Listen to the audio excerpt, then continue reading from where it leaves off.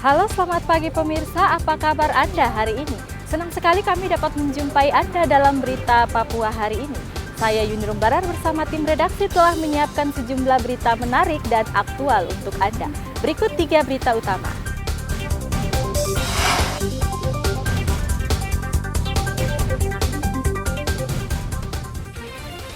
Puluhan rumah dibakar sekelompok warga buntu tewasnya seorang pria di Kabupaten Dogiay. 5 bulan lebih pilot Susi Air belum dibebaskan, Wapres klaim masih terus negosiasi. Negosiasi terus. Sejumlah orang tua siswa harus ikut upacara mendampingi anaknya yang baru pertama masuk sekolah.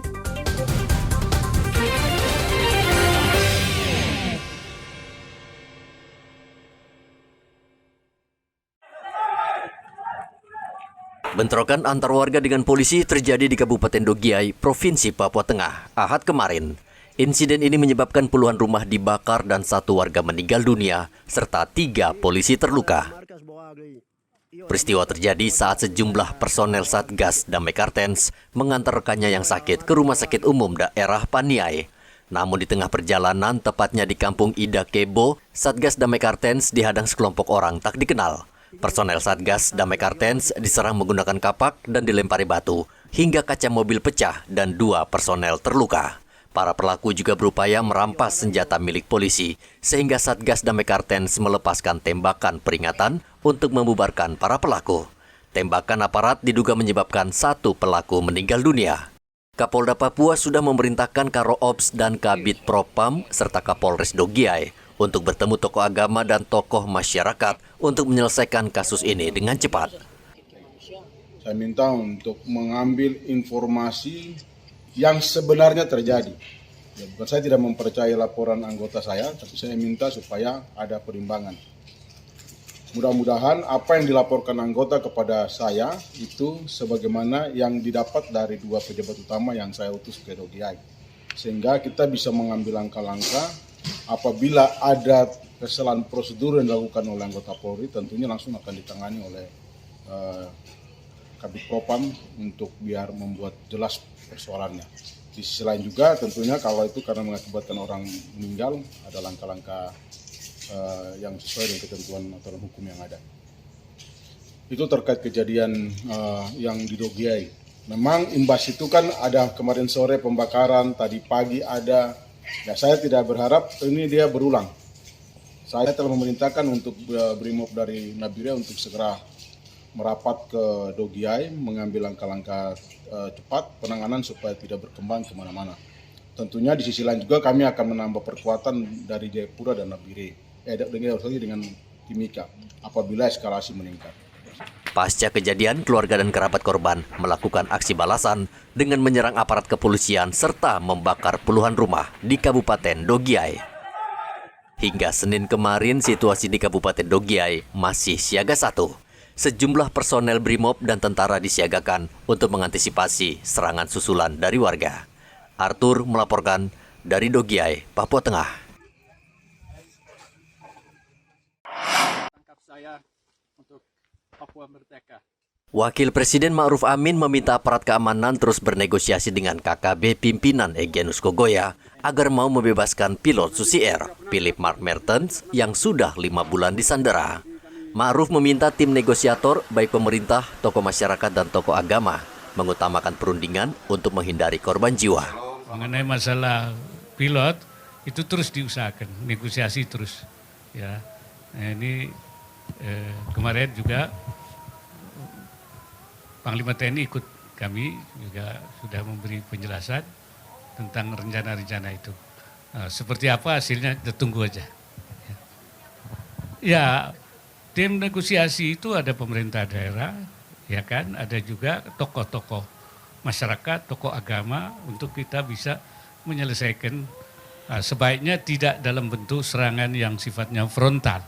Sebab itu risikonya akan banyak korban.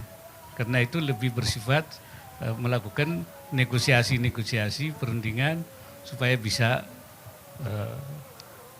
yang sandera kita itu bisa diselamatkan. Jadi menghindari korban lebih banyak. Egyanus Kogoya bersikeras dengan tuntutan Papua Merdeka sebagai syarat pembebasan sandera. Operasi pembebasan pernah dilakukan tentara, bahkan menelan korban jiwa. Begitu juga dengan upaya negosiasi yang melibatkan sejumlah tokoh hingga saat ini belum membuahkan hasil. Dari Manokwari, Papua Barat, Edi melaporkan.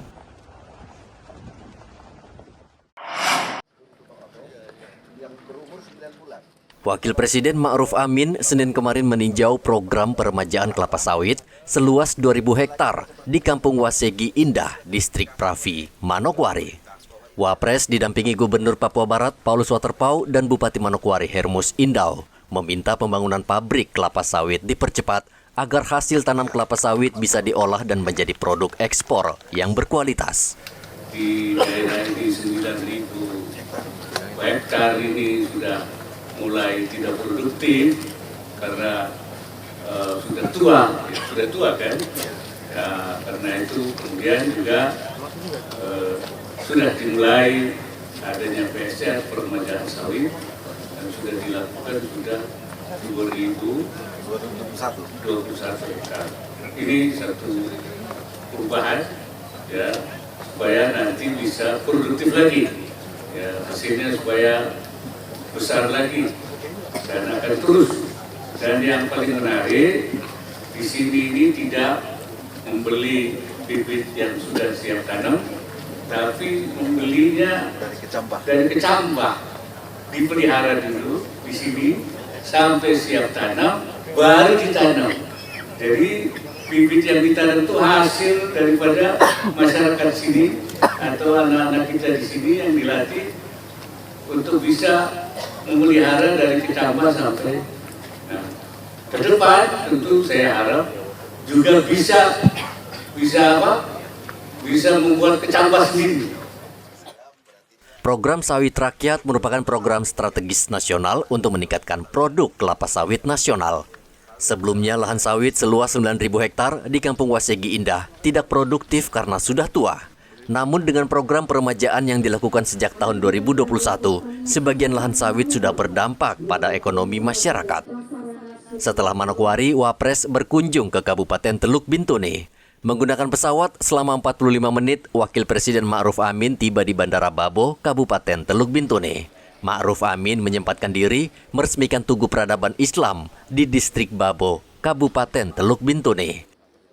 Tugu ini merupakan simbol keharmonisan dan toleransi beragama di Teluk Bintuni.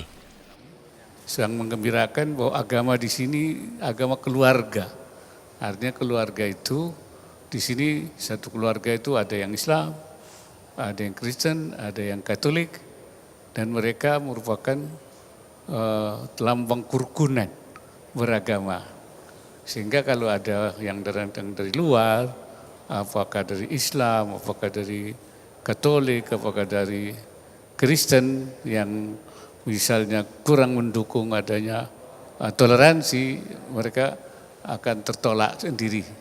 Karena kehidupan agama di sini sudah menjadi kehidupan keluarga. Ini saya kira hal yang positif di dalam kita membangun persatuan Indonesia.